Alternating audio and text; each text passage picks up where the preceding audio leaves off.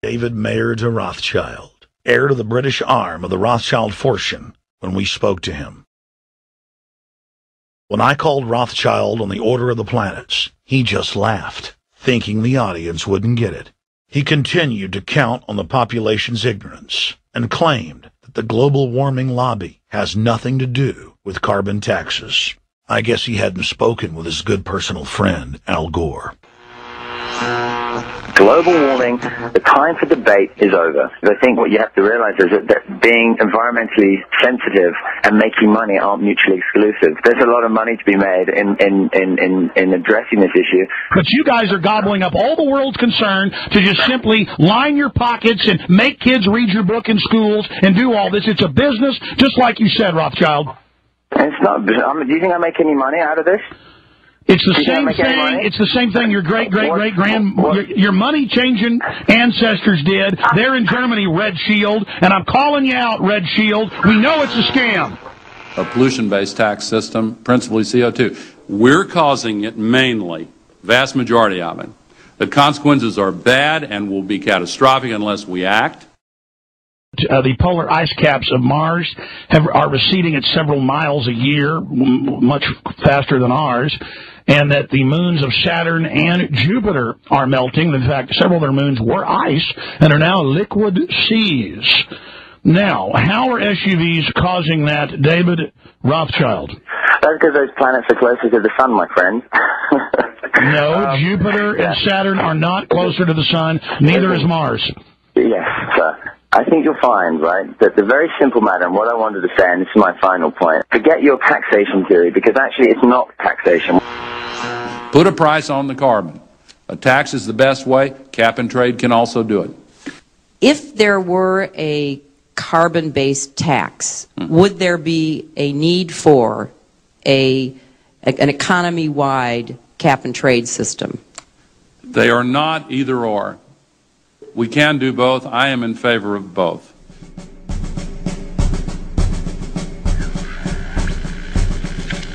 The architects of the New World Order are in a race to complete the structure of world government so they can suppress the independent development of technologies that threaten their monopoly of power, while at the same time steering new developments in the direction the architects chart for humanity.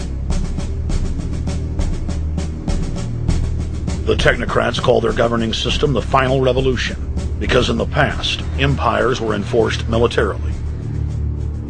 Now enforcement is primarily psychological and economic, and society itself is a construct of the elite who operate outside the controlled paradigm and control the civilization within, just as a child maintains the environment of a fish tank.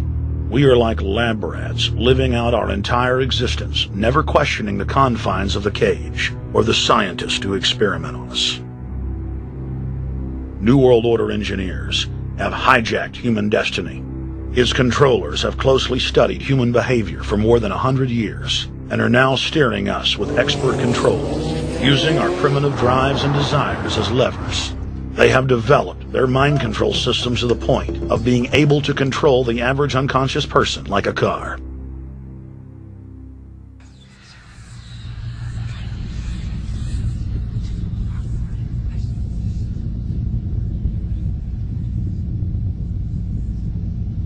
Eugenics dominated the 20th century.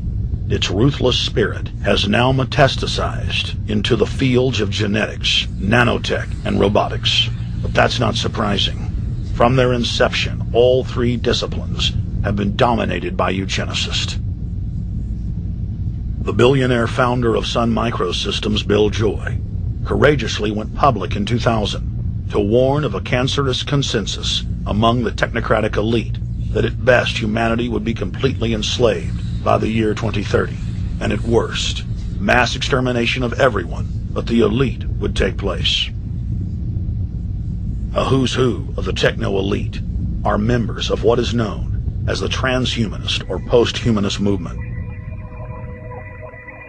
Many of its adherents see only the beneficial aspects of technology's exponential rise, like bringing sight to the blind, sound to the deaf, and longer life for all. But what many of them don't know is that master eugenicist Julian Huxley founded transhumanism, and that society's controllers openly admit that the new system is designed to progress into absolute tyranny.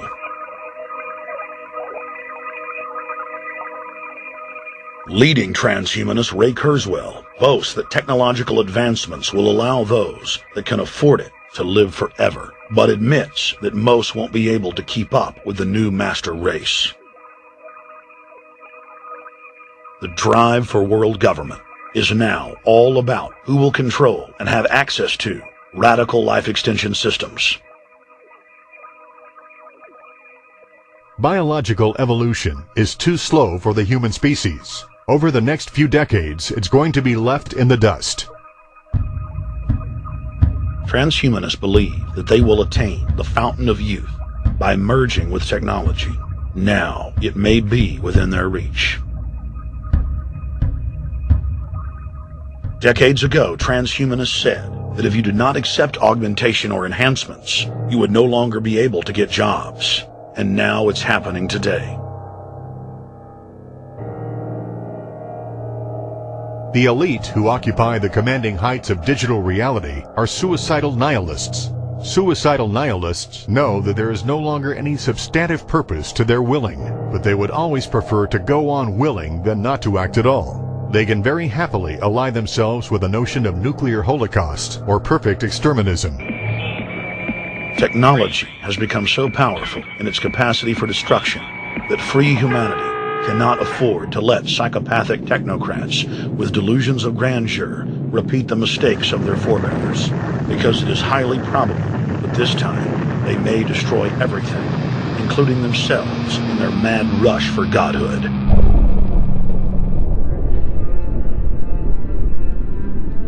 In this film, we have chronicled the Overlord's bloody orgy of experimentation, which already claimed the lives of more than 150 million people in the 20th century. And now, they are promising to deliver an invincible tyranny that will dwarf their past exploits. In the days of World War II, there were sovereign nations and armies to stand against Hitler's final solution. Once world government is in place, no one will be able to stop the New World Order's plans for global population reduction. For those immune to psychological programming, hundreds of FEMA camps have already been built throughout the United States. In their quest for population reduction, no method is off the table. These dark builders intend to release a string of man-made bioweapons plagues, each one worse than the last, while at the same time expanding the police state to enforce an orderly extermination of the population, all in the name of fighting invisible terrorists.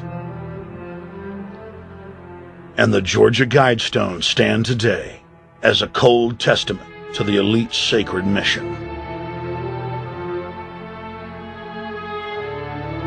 To have a two-class system where the underclass are forced to live as slaves in tiny enclosed cities, while the elite enjoy the land of the earth, evolve into superhumans with the aid of advanced implantable technologies, live eternal lives, and travel throughout the cosmos. This is the promise given to the inner members of the New World Order and the agenda of the Bilderberg Group.